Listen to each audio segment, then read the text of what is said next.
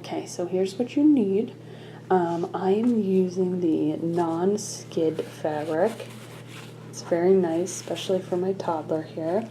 And what I did was, you can either take her foot, or your child's foot, or their shoe. My child doesn't like to sit still, so I traced it, and I cut it out with just a little bit of a 1/4 inch seam here, 2 pieces, and then also 2 inside pieces. I used a thicker fluffy fleece for these slippers, and then the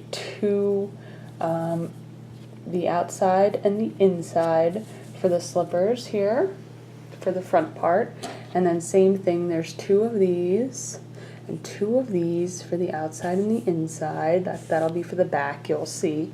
And then you'll need 1/4 inch elastic. You can go a little bit smaller if you like. The 1/8 is, we're going to take our 2 pieces, and you're going to take of the front pattern facing pattern. Now these don't really have a pattern, so it doesn't matter. And you're going to line them up together and sew right across the bottom. And I already did that, so let me show you what it looks like. And then you're going to sew it. There you go. And you're going to right across, trim it a little bit, put it right side out. And then the best thing to do here is to iron this. And then after you have ironed it, take it with the color you want up, iron it, and then just do a nice straight stitch right across the top there, just to make it look nice. So go ahead and take your 2 pieces and stitch across with the fabric in the inside, put it right side out, iron it, and then do another stitch across, and we'll come back. Okay, so once you're done with this, we're going to move on to the back heel pieces. So you take pattern, facing pattern, and you just do the same thing. You sew a straight stitch all the way across. Don't forget to back stitch when you start, and then at the end, of course. Them together, and then you're going to take a piece of elastic here, and then for mine was about 9 inches long, the fabric. So I did about 3 inches less for mine, but mine, sometimes I do 2 inches less. It depends on the size and how curled up you want it to be. Mine is for a 3-year-old, okay?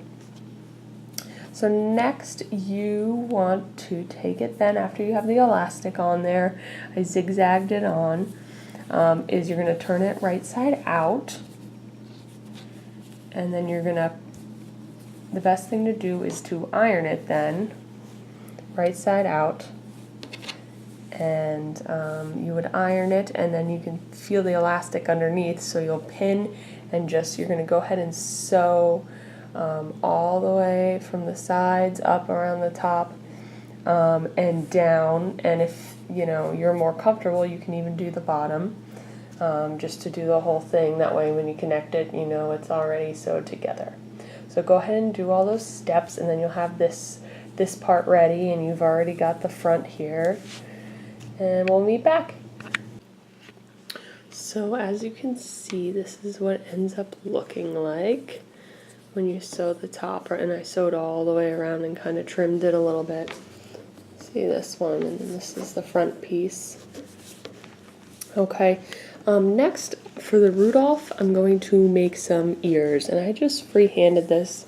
I looked at a picture and made some antlers here. I made 2 sides so that I'm going to sew it together and just put just a small amount of, you can put stuffing in, or like the, I'm just going to put some extra fabric in there, to be honest, because I have extra little pieces of fabric here just from this. I'm going to put it in there with a little pen or pencil, push it in there, but what I'm going to do is put the 2 together and sew all the way around, except for the bottom I'm going to leave open and try and put a little bit of stuffing in there. And then we'll come back. Okay, so to double check my sizing before I sew everything, I actually took one of my daughter's shoes and I'm just gonna line it all up, okay? And make sure, you know, that I have it down far enough in the front and enough in the back, and then I will line it up and I will pin it, okay? And then once it's lined up, and I'm gonna pin it here and pin it on the other side, I'm just gonna go ahead and sew right down the side here. And you want the pattern is all gonna be, this is gonna be the front on that side. So what I'm gonna do is actually have the yellow out, so that when I flip it over, the brown for the reindeer is out, okay? And this will just double check your sizing, okay? And I'm actually gonna take my antlers, which I did here. I just left it on that side. If you want, you can like try and flip it right side out, but I'm not gonna be too particular about it, to be honest. And then I'm gonna actually, I'll show you when I'm done, but I'm gonna sew this as well while I'm doing it on the top. And then I'll come back and show you how I did that. Okay, so what I ended up doing was sewing it. As you can see, it's not very even at all, but I sewed across and up, and I had the antlers in between the layers there. And this, if you turn it right side out, is what it came to look like here. Okay.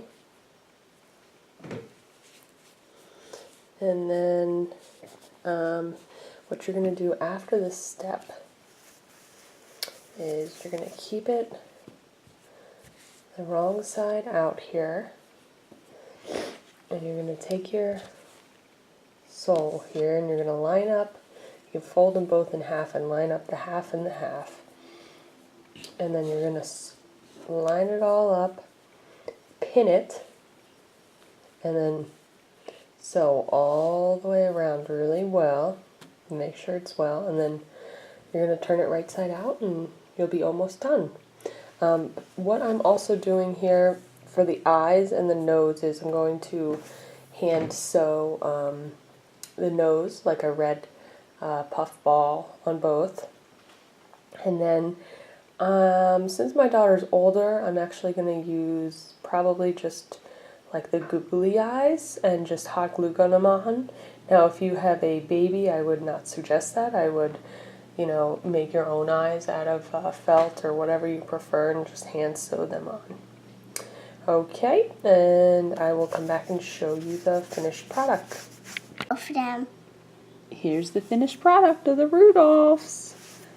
Cece Bear loves them.